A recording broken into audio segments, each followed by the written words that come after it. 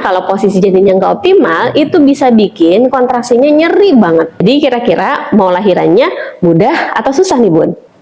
Siapa di sini yang pernah ngalamin atau pernah denger cerita teman atau tetangganya yang pas lagi lahiran, padahal posisi kepalanya udah di bawah, tapi kok lahirannya susah ya?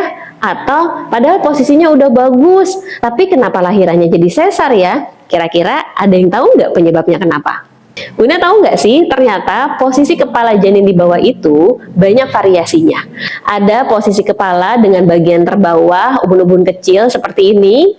Ada juga posisi kepala dengan bagian terbawahnya ubun-ubun besar.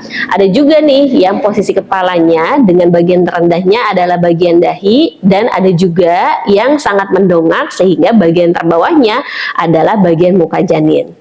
Yang kita harapkan pada saat proses persalinan adalah posisi kepala dengan diameter terkecil sehingga mampu untuk melewati panggul ibu. Kita usahakan pada saat hamil dan sebelum proses persalinan, posisi janinnya sudah optimal. Kenapa sih Bu Bit harus optimal posisi janinnya? Karena kalau nggak optimal posisi kepala janinnya, itu pada saat proses persalinan akan menyebabkan yang pertama, ketubannya bisa pecah duluan. Jadi bisa nih baru pembukaan 1 atau 2 atau malah belum ada pembukaan tapi ketubannya udah pecah duluan. Kemudian kalau posisi janinnya nggak optimal itu bikin kontraksinya menjadi nggak teratur. Kalau nggak teratur kontraksinya atau nggak kuat kontraksinya, otomatis pembukaannya pasti akan menjadi lama. Selanjutnya, kalau posisi janinnya nggak optimal, itu bisa bikin kontraksinya nyeri banget. Selain itu, ketika posisi janin nggak optimal, akan timbul rasa mengejan lebih awal atau belum waktunya. Jadi contoh, misalnya ibu masih pembukaan 4 atau pembukaan 5, itu rasanya pas lagi kontraksi udah pengen ngeden aja. Padahal normalnya Bun, rasa mengejan itu timbul kalau misalnya pembukaannya udah hampir lengkap atau pembukaannya udah lengkap 10 cm. Lalu bagaimana Bu Bit posisi janin yang optimal itu? Posisi janin yang optimal adalah yang pertama, janin menghadap ke tulang belakang ibu, bukan menghadap ke perut ibu. Jadi kalau misalnya pas lagi USG, mukanya masih kelihatan jelas banget, itu posisi janinnya masih belum optimal ya Bun. Kemudian posisi punggung janin berada di sebelah perut kiri ibu, atau minimal dia berada di depan perut ibu.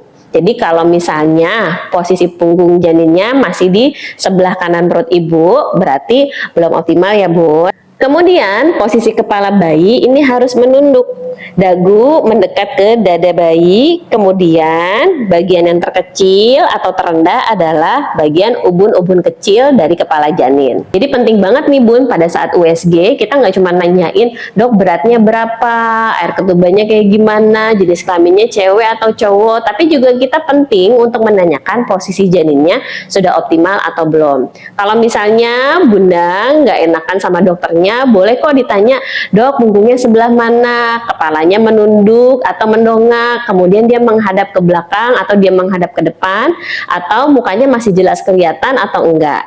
Jadi boleh pertanyaannya seperti itu ya Bun pada saat USG.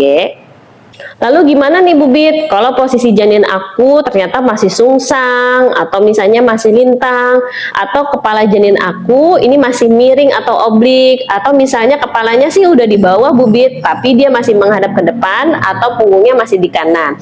Nah ini ada beberapa tips yang bisa Bunda lakukan.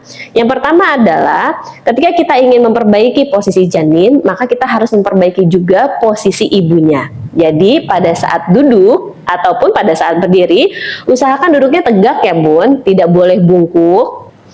Kemudian posisi lutut itu harus lebih rendah daripada panggul ibu. Pada saat duduk diusahakan tidak menyilangkan kaki. Kemudian pada saat berdiri usahakan tidak hanya bertumpu pada satu kaki saja. Selanjutnya adalah Bunda harus melatih psoas masal.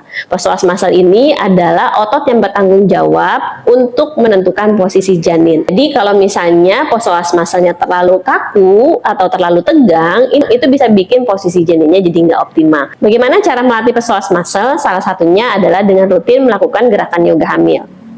Ayo di sini udah rutin belum yoga hamilnya? Kalau belum rutin, yuk Bun rutinin yoga hamil karena manfaatnya banyak banget. Yoga hamil ini bisa dilakukan dari minimal usia kehamilan trimester kedua dengan syarat kehamilannya sehat, tidak ada plasenta previa, tidak ada flek atau perdarahan, dan Bunda juga sudah tidak mengalami mual muntah yang parah. Selanjutnya, cara untuk memperbaiki posisi janin adalah dengan melakukan latihan optimalisasi posisi janin selama 7 hari berturut-turut.